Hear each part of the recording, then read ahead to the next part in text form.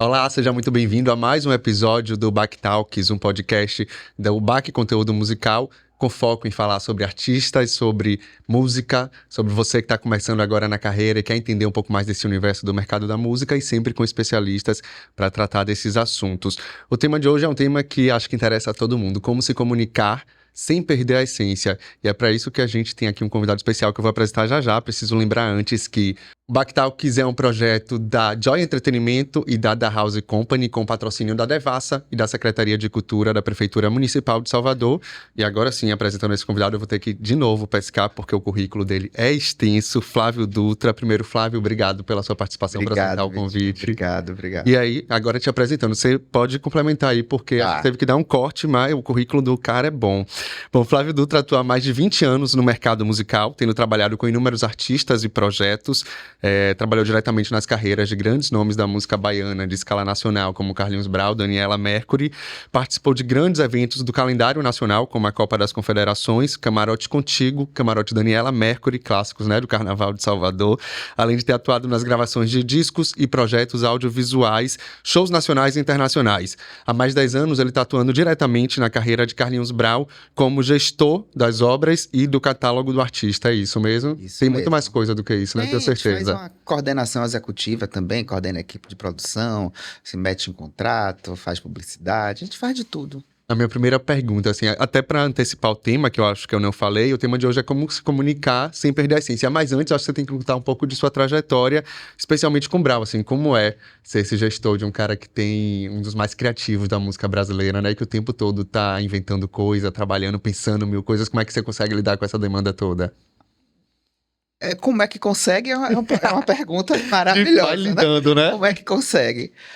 Eu não sei como é que a gente consegue, não, mas a gente consegue. Porque tem um lado aí que é muito lado de mim, de eu como produtor, que o produtor nasceu para resolver problema. Sim. Né? A gente resolve BO de manhã, de tarde, de noite. Não que Carlinhos seja um artista que dê problema, que dê um artista super fácil de lidar. Mas é uma mente criativa, né? Que tá borbulhando o tempo todo. Eu acho que com Carlinhos a gente tem que aprender a não dizer não. Sim. A primeira resposta não pode ser não. Diz assim, você quer fazer isso? Dá um exemplo. Uma vez ele me disse, Flávio, eu vou sair com a Caetanave da Barra, vou passar em Ondina, aí quando chegar no Espanhol, a gente troca, tira a atração, coloca o grupo lá de... Ai, meu Deus, a favela. Meu Deus, eu vou lembrar o nome. A gente lembra no processo. A gente lembra depois. Coloca os sopros, o frevo, aí atravessa, tem 200 percussionistas em Ondina, aí passa a Caetanave, aí vem um camarote de Dante atrás, a gente abre os percussionistas e a gente segue. Aí você vai dizer, na minha cabeça eu disse, meu Deus do céu, isso não é possível. Mas a gente tem que trabalhar para viabilizar. Então, acho que a missão é essa. Você falou aí sobre ter sido produtor, e a minha próxima pergunta era essa, você contar um pouco da sua trajetória também, até para quem tá assistindo, entender como é que, de onde é que nasce esse desejo de trabalhar com música, de trabalhar com cultura, com entretenimento, como foi sua trajetória? Você começou como produtor? Na verdade, sim. Na verdade, muita gente faz o caminho inverso, né? Sim. Começa como produtor e vai trabalhar na parte de direito autoral, na parte de selo, na parte de gravadora. Eu comecei primeiro trabalhando com um congresso, feira, trabalhando em produção de grandes eventos para 5 mil, 7 mil pessoas, mas mais na área científica. Depois que eu saí da empresa, eu tive um convite de minha vizinha de porta, que eu tive a sorte de ser Raíssa, que fazia a gestão da Páginas do Mar, que era a maior editora, na verdade, na época, ainda é. Tinha mais de 400 autores e mais de 4 mil obras no catálogo. E a gente fazia essa gestão desse catálogo, e aí eu tinha o prazer de fazer a gestão do catálogo de Daniela Mercury. Então, assim, a curiosidade, eu acho que ela vem desde a época de escola. Porque eu sempre estive envolvido em gincana, sempre estive envolvido nessas atividades lúdicas, nessas atividades de liderança. Então, isso acho que é muito reflexo. Você começa a se descobrir como diferente da caixinha, fora da caixinha nessa época.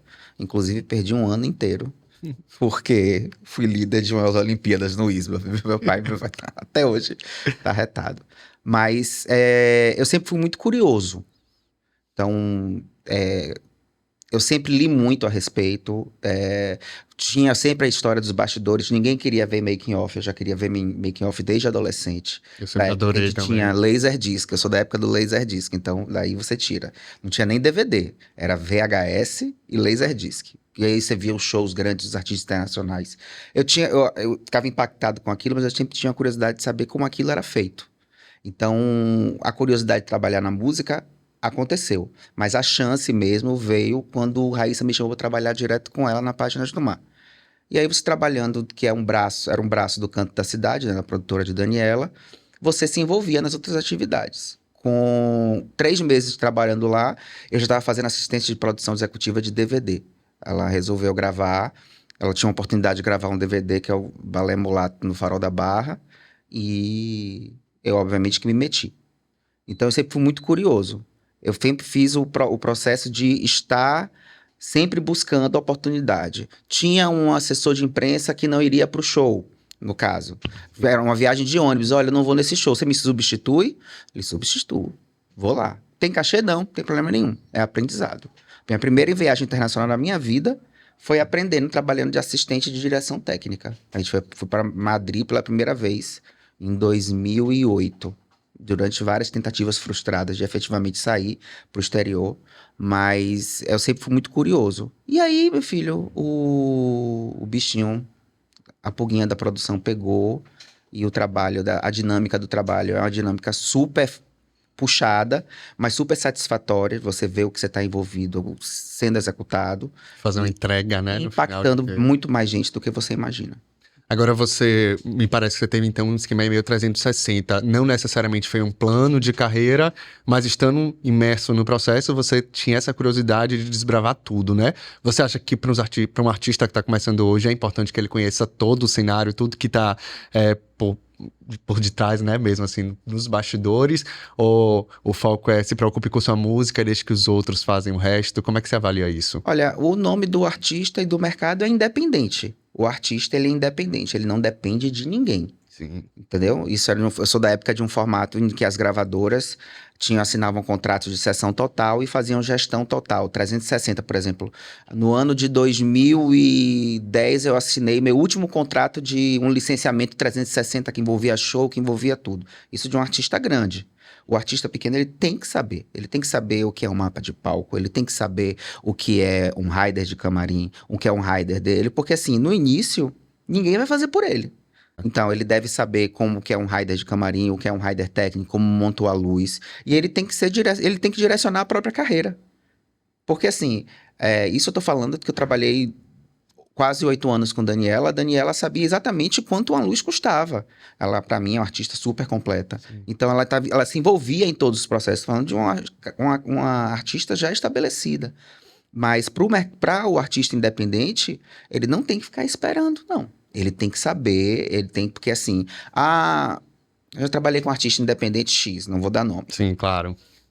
Vamos lançar um disco. Eu preciso de um assessor de imprensa além do seu, eu preciso de um social media, além de eu usar as coisas, e eu preciso... O artista independente que precisa sempre de outros, ele nada e morre na praia. Entendeu? Ele tem que se cuidar com a sua arte? Tem. Ele tem que preocupar com o talento dele? Tem. Ele tem que se preocupar com o instrumento de trabalho dele, que é a voz, ele tem que cuidar disso? Ele tem. Mas ele tem, como independente, ter controle total sobre tudo que está acontecendo. Eu acho que é o ideal para qualquer artista, né? Meio que conhecer mesmo os que já estão em algum nível consolidados. A maioria dos que já estão consolidados talvez tenha passado por esse processo de entender todo o cenário, né? De não ficar focado só em uma coisa. Óbvio que o cenário ideal é a gente poder se dedicar só àquilo que a gente sabe ou quer fazer, mas eu acho que em algum nível as novas dinâmicas do mercado exigem que a gente se aprofunde em tudo um pouco, né? Claro, e assim... O artista independente, ele não tem uma reserva de dinheiro para ele poder queimar, para ele sair contratando as pessoas. Entendeu? E, por exemplo, você falou de artistas renomados que se metem com isso. Esses artistas já fizeram barzinho. Esses artistas já tocaram, já foram músicos, já foram backing vocals. Então, assim, eles sabem exatamente como é a dinâmica de trabalho da estrada. E eles veem quem está na frente também fazendo. Eles viram, na verdade. Então, é muito importante estar completamente envolvido e ter, não controle, as coisas só saem do jeito que eu quero. Mas, assim, quem tem que dar a direção do que quer na carreira é o próprio artista. Desde que você especialmente começou sua trajetória trabalhando com música, antes com eventos, depois com música, eu acho que muita coisa mudou no formato dos artistas se comunicarem, de trabalharem, de apresentarem seus trabalhos para o público. A comunicação mudou, mas você acha que hoje ainda é importante fazer um bom plano de comunicação, ter uma atuação pensando no marketing mesmo do seu produto, seja da sua música, seja do álbum, seja de um show, do que você tem a propor para o seu público? Comunicação e marketing ainda são fundamentais? Fundamentais. Talvez mais do que nunca, né? Mais do que sempre, né? Mais do que sempre. A gente tem um monte de artista aí que na verdade, é melhor na comunicação e do marketing do que efetivamente na música que eles fazem. Sabem se vender, né? Exatamente. Isso não é uma coisa que tá colocando ninguém para baixo, tá colocando para cima. Você falou aí de várias vertentes. Eu cheguei a trabalhar na época que se vendia 400 mil discos. E era assim, um lançamento ok. Não era o tempo áureo do axé de milhões de cópias, mas assim, e eu permeei pela pirataria. Sim. Depois eu lembro que em 2006 eu assinei o primeiro contrato de distribuição digital, não tinha nem iTunes no Brasil ainda. E enquanto isso, tem uma coisa muito importante que os meios de divulgação, eles mudam de acordo com como está o mercado. Então você tinha, na verdade, que era importante o artista, quando eu comecei fazer nas lojas americanas, que tinha promoção de CD, fazer uma chamada na loja americana que ele tinha o produto deles e que ele deveria vender o produto dele. Ok, hoje em dia a gente não tem mais isso. A distribuição física e a plataforma física, ela não importa mais. Aonde é que o nosso público está? Quem lhe consome? Está na internet. Então você tem que adequar. Você não pode usar formatos, não existem formatos existentes, porque não existem públicos diretamente segmentados e eles são iguais uns aos outros. Os públicos são completamente diferentes, do mesmo jeito que a música é diferente. Sim. Mas o plano, estratégia, vou lançar um disco e simplesmente lançar um disco, vou lançar hoje em dia se lança single, vou lançar um single. Eu aprendi com o empresário de Daniela que existia no mundo digital uma coisa chamada Bacia das Almas, que era onde as músicas que eram lançadas, elas ficavam, na Bacia das Almas. Adorei esse conceito. Rondando. E depois disso, simplesmente achar que a pessoa vai lhe procurar para poder ouvir a música. Não é assim. A pessoa tem que saber que você está ouvindo. Você tem que entregar na mão do seu espectador o link para ela ouvir a sua canção e talvez segmentado na plataforma que ela utilize. Então, você saber fazer isso, é o funil de marketing. Você começa assim, faz assim, até a pessoa fazer a conversão e efetivamente você ouvir o play ou a quantidade de plays que você quer ouvir. Mas é essencial. É essencial o investimento em tráfego pago, a quantidade de ideias que você vai fazer, de conteúdo, você botar sua cara na rede social, trazer um pouco do seu dia a dia. Isso é essencial. Porque senão vai ficar entre as 300 milhões de músicas no Spotify que não tem sequer um play. Existem 300 milhões de canções que estão armazenadas nas nuvens do Spotify que nunca ninguém ouviu. Então, você não pode fazer parte desse grupo, o artista. O artista ele tem que fazer parte do grupo que tenha muitos plays. Existem ferramentas, existem gadgets para isso? Existem. Mas assim, nem tudo precisa sair de sua cabeça. Nessa hora, você pensar em planejamento estratégico é trazer uma pessoa, um selo que tem esse know-how. Entendeu? Falando um pouco da UBAC, falando um pouco da Candial Music. Você não pode simplesmente, eu vou. Não, existem pessoas ali que estão pensando na sua estratégia, pensando na melhor maneira. E não existe formato pronto. Não existe. Porque a Anitta lançou um single por mês. Tá, gente? A Anitta é a Anitta. Madonna é Madonna. Você é você. Seu público é seu público. Então, eu acho que é bem por aí. Isso torna o marketing e a comunicação prioritários na carreira de um artista que está começando? Eu vou dizer não, porque para mim a prioridade é o trabalho. Perfeito. É o trabalho. Artista nenhum que não trabalhe e que não trabalhe pelo seu sucesso, ele não alcança o sucesso que ele almeja e que ele é esperado. Ele vai tomar na cabeça, ele vai ficar frustrado e ele vai culpar a agregadora digital, ele vai culpar o selo, ele vai culpar o player que você soltou a música, ele vai ocupar quem não fez o pitching direito. Mas assim, trabalho. Isso inclui realmente uma prioridade como marketing, como eu falei antes. Você precisa lançar a música, você tem que ter um mínimo de planejamento. Você tem que ter um mínimo de aquecimento do seu público para dizer. Você tem que contar uma história, você tem que fazer um storytelling. entendeu? Eu sempre digo isso aos artistas independentes que eu trabalhei, que, eu quero lançar tudo de uma vez. Você não precisa lançar tudo de uma vez. Ele, por quê? Porque aí tem também da maneira que o mercado responde. Você não precisa, eu vou lançar o disco inteiro. Eu disse, calma, filho, lance um single para contar um pouco da história. Não, lance um single. Se precisar lançar outro single, lance, vamos construir sua audiência. Essa audiência, ela é trabalhada. Quando a gente lançar o álbum, a gente trabalha uma música, porque as outras canções elas vão ficar mais ou menos esquecidas, né? Só os grandes nomes têm sua obra. Quando eu digo uma obra, fazer um CD completo que nenhum álbum CD. E mesmo assim, sempre teve uma ou outra que se destacava mais, né? E ficava aquela que era o meio lado B, assim, como a gente chamava. É lado B, você já É tá falando literal. do vinil, né? Que tá na moda agora. Exato. Voltou à moda. Voltou. Eu serei consumidor, mas ainda não tenho. As pessoas querem me oferecer presente de vinil, mas eu não tenho ainda. Eu tenho. Eu me rendi. No início eu falava assim. O vinil, o som não é a mesma coisa, é bacana, é estilo, mas assim, o que me aborrecia, e que me aborrece até hoje, é você ouvir o CD e ter que parar pra poder virar o lado. Pra mim é o ápice da falta de modernidade. Mas tem estilo, é bacana, você pega umas coisas raridades, pega algumas raridades e você termina colecionando, é bacana. Você falou aí também que você sugere, em vários casos, que os artistas pensem primeiro em lançar um single, ao invés de lançar tudo de vez. Eu sinto que às vezes as pessoas ficam muito confusas sobre o que fazer. Se eu sou um artista em início de carreira, o que é que eu posso fazer nesse momento? Se eu sigo, tento fazer um planejamento com base em coisas que eu já vi outros artistas fazerem, funciona. Outras pessoas tentam ir por um caminho mais do entender quem é seu público e tentar traçar uma trajetória e uma estratégia para aquele momento. Tem alguma, se não uma fórmula, o que é que a gente tem de dica, assim, que a gente pode dar para esse artista? Ele está começando agora, tem um projeto para lançar, seja um single, seja um álbum, seja um show, uma turnê, o que quer que seja. Tem dicas que são mais universais, assim, ou você acha que, de fato, cada caso precisa se adaptar ao seu público, ao seu desejo? A primeira coisa, o artista ele tem que entender primeiro como o mercado funciona. Perfeito. Como a internet, eu ouço muito dizer, como a internet funciona. Porque, querendo ou não, as DSPs, os players, eles são todos na internet. Então, você tem que entender como funciona o mercado. O mercado funciona que se você tem um álbum e vai lançar de uma vez só, você vai ter que fazer o pitch de uma canção. Por isso que é bom, às vezes, lançar um single, algum tempo, não tem essa história de um mês depois, não, pode ser 45 dias, podem ser 2 meses, tem que esperar a música que você está colocando na plataforma, ela amadurecer. Isso é uma dica valiosa, né? Eu acho, pra quem tá... Porque se você pega, assim, você tem 3 singles maravilhosos, dentro de um álbum de um EP, né, gente? Não é álbum, não, desculpa, eu sou velho, eu tenho vou fazer 47 anos.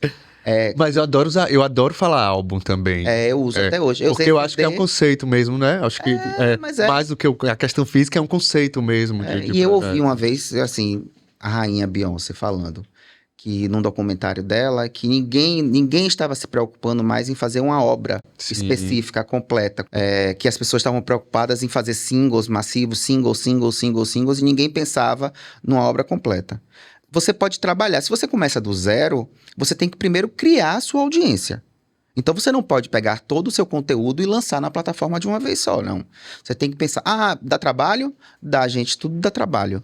Tudo dá trabalho. Não existe nada que é fácil, dá muito certo. Entendeu? Vou lhe dar um exemplo agora, que teve agora a menina do Popeye. A menina exatamente. A menina foi no Bahia Meio-Dia. Aquilo é uma coisa específica.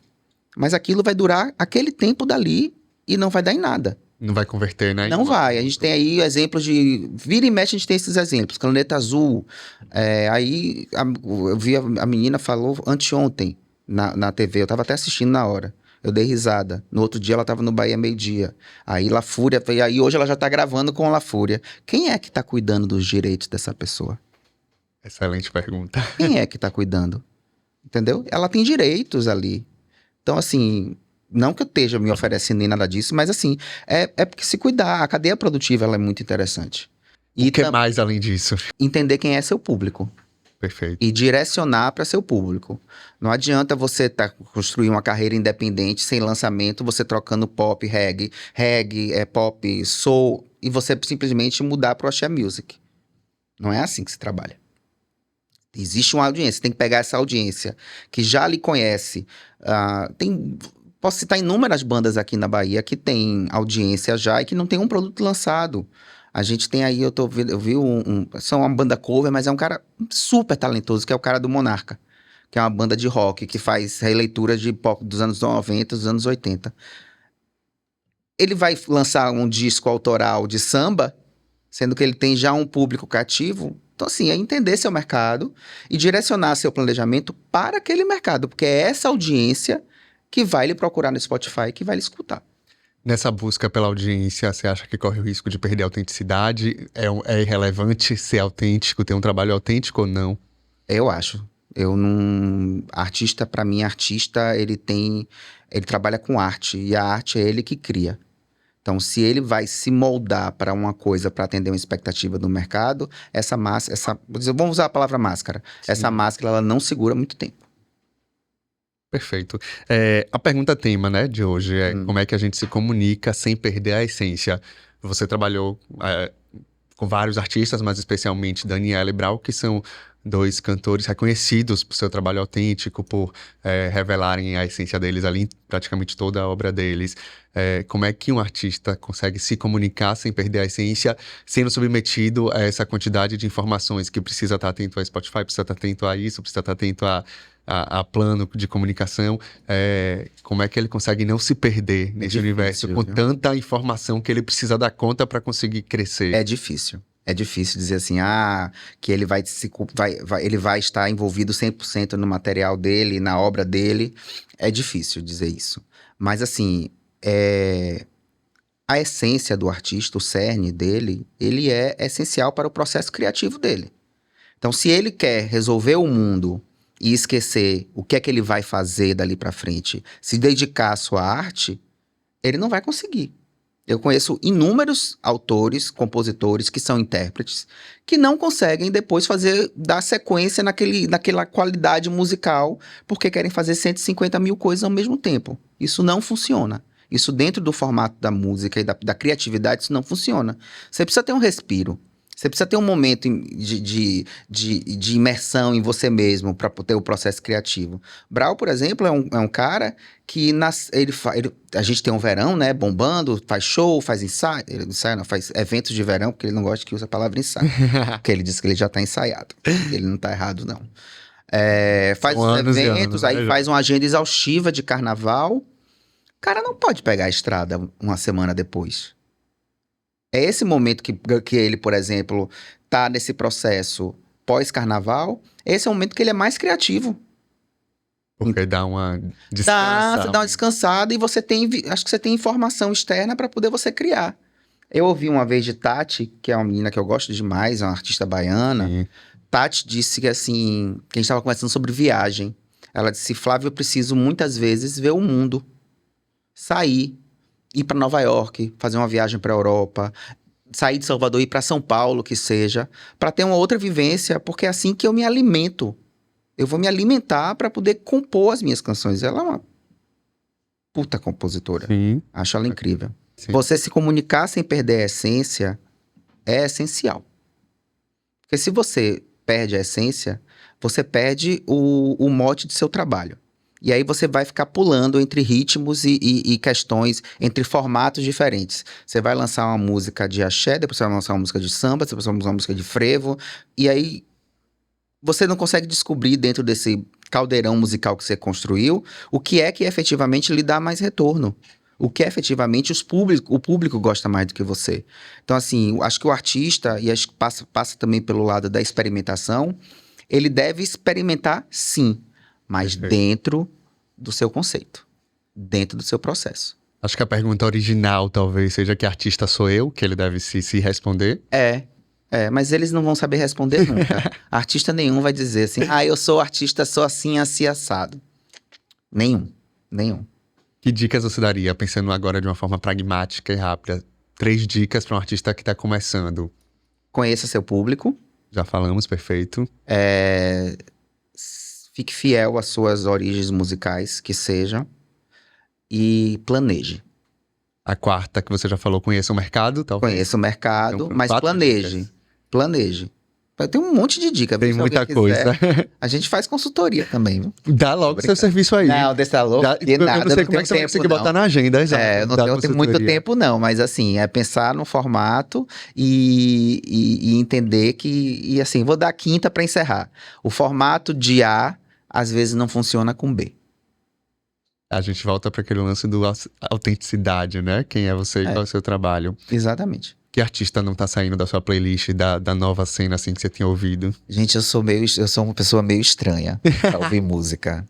Mas assim, eu sou uma pessoa, além de ser, de trabalhar de entender, eu sou um aficionado pelo Broadway. Sempre gostei do teatro americano musical. E aí saiu o Wicked, aí eu tô ouvindo a trilha sonora.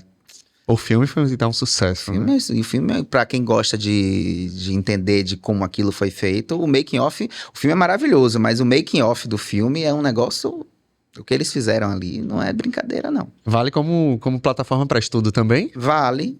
Acho que tudo vale como plataforma de estudo. Até o artista que faz sucesso, até o artista que não faz sucesso. Sim. Tudo é case. Cabe você aproveitar e extrair daqui e dali o que você acha tirar de melhor ou de pior dos outros. Pior para não repetir e melhor para poder fazer por você mesmo. Excelentes dicas a gente está tendo hoje. Flávio, obrigado pela sua participação, por aceitar o convite, por ajudar a dar uma aula pra gente e pra quem tá assistindo. Tá tudo obrigado. Bem. Obrigado a vocês. É isso, gente. Quero agradecer a audiência de vocês, agradecer de novo a Flávio por estar aqui dando essa oportunidade pra gente. Agradecer aos patrocinadores, Devassa, Secretaria de Cultura da Prefeitura Municipal de Salvador, e aos realizadores desse podcast, Joy Entretenimento e da House Company. Obrigado, até mais. Beijo, Camila, Fabinho, viu? Beijo, Camila e Fabinho, é verdade, que são batalhadores pela cena cultural. Aí trabalha, viu? Aí trabalha. Obrigado, gente. Até o próximo.